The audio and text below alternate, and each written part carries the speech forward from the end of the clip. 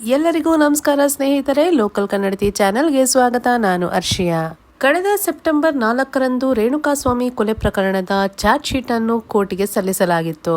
ಆ charge sheet ನಲ್ಲಿ ರೇಣುಕಾಸ್ವಾಮಿ ಕೊಲೆ ಪ್ರಕರಣದ ಪ್ರಮುಖ ಹಾಗೂ ಚಿಕ್ಕ ಚಿಕ್ಕ ಮಾಹಿತಿಗಳನ್ನೆಲ್ಲವನ್ನು ಕೂಡ ಅಳವಡಿಸಲಾಗಿದೆ ಎಂದು ಹೇಳಲಾಗ್ತಿತ್ತು. ಈ ಪ್ರಕರಣವನ್ನ ಭೇದಿಸಿದ್ದು 3 ತ್ರಿಮೂರ್ತಿಗಳೆಂದರೆ ನೀವು ನಂಬಲೇಬೇಕು. ಹಾಗಾದ್ರೆ ಈ ಕಠಿಣ ಪ್ರಕರಣವನ್ನ ಮುಂದೆ ತಂದಿದ್ದು ಯಾರು, ಹೇಗೆ ಎಂಬುದನ್ನು ನೋಡ್ತಾ ಹೋಗೋಣ.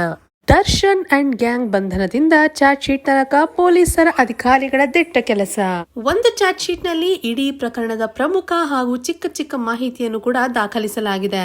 ಚಿತ್ರದುರ್ಗದ ರೇಣುಕಾಸ್ವಾಮಿ ಮರಣೋತ್ತರ ಪರೀಕ್ಷೆಯಿಂದ ಶುರು ಮಾಡಿದಂತೆ FSL ರಿಪೋರ್ಟ್ಗಳು, ವೈದ್ಯಕೀಯ ವರದಿಗಳು ಸೇರಿದಂತೆ ಒಟ್ಟು 231 ಸಾಕ್ಷಿದಾರರನ್ನು ಒಳಗೊಂಡ 3991 ಪುಟಗಳುಳ್ಳ 9 ಸಂಪುಟಗಳು 10 ಕಡತಗಳನ್ನು ಒಳಗೊಂಡಿದೆ ಎಂದು ಹೇಳಲಾಗಿದೆ.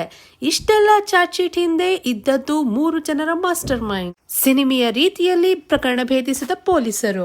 ಡಿ ಗ್ಯಾಂಗ್ ಕ್ರೌರ್ಯವನ್ನು ಸಿನಿಮೀಯ ರೀತಿಯಲ್ಲಿ ಪೊಲೀಸರು ಭೇದಿಸಿದ್ದರು. ಸುಳಿವೇ ಇಲ್ಲದೆ ಇದ್ದ ಮೃತದೇಹದ ರಹಸ್ಯ ಭೇದಿಸಿ ಪ್ರಭಾವಿ ಡೆಡ್ಲಿ ಗ್ಯಾಂಗ್ ಅರೆಸ್ಟ್ ಮಾಡಿದ್ದ ಪೊಲೀಸ್. ಬಳ್ಳಾರಿ ಜೈಲಿನಲ್ಲಿರುವ ನಟ ದರ್ಶನ್. ಆನಂತರ ಪೊಲೀಸ್ ಠಾಣೆಗೆ ACP ಚಂದನ್ ಹಾಗೂ DCP ಗಿರೀಶ್ ಭೇಟಿ ನೀಡಿದ್ದರು. ಮೃತದೇಹದ ಮೇಲೆ ಗಾಯಗಳಿರುವ ವಿಚಾರ ತಿಳಿದು ಕೇಸ್ ದಾಖಲಿಸಲು ಸೂಚನೆ ಕೂಡ ಆಗಿತ್ತು.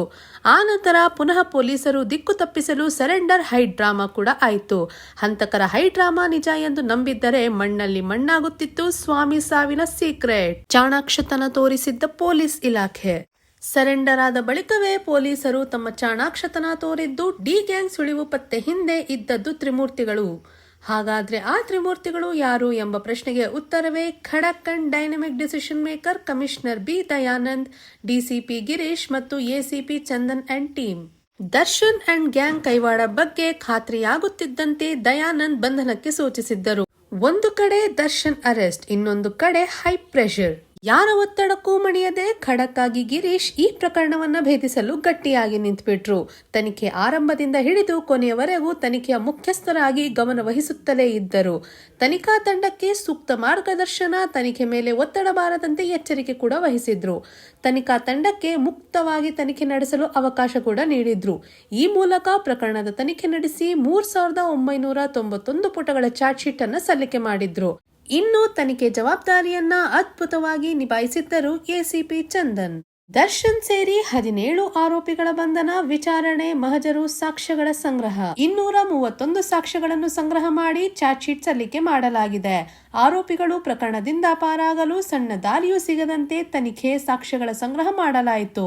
ಆ ಮೂಲಕ ಇಡೀ ಪ್ರಕರಣವನ್ನು ಅತ್ಯಂತ ನಾಜೂಕಾಗಿ ಕಮಿಷನರ್ ದಯಾನಂದ್, DCP ಗಿರೀಶ್ ಮತ್ತು ACP ಚಂದನ್ ಅಂಡ್ ಟೀಮ್ ನಿಭಾಯಿಸಿದ್ದಾರೆ. ನೋಡಿದ್ರಲ್ಲ ವೀಕ್ಷಕರೇ, ನ್ಯಾಯಕ್ಕಾಗಿ ನಮ್ಮ ಪೊಲೀಸ್ ಇಲಾಖೆ ಯಾವ ಮಟ್ಟಿಗೆ ತನಿಖೆಯನ್ನು ನಡೆಸಿದೆ ಅಂತ.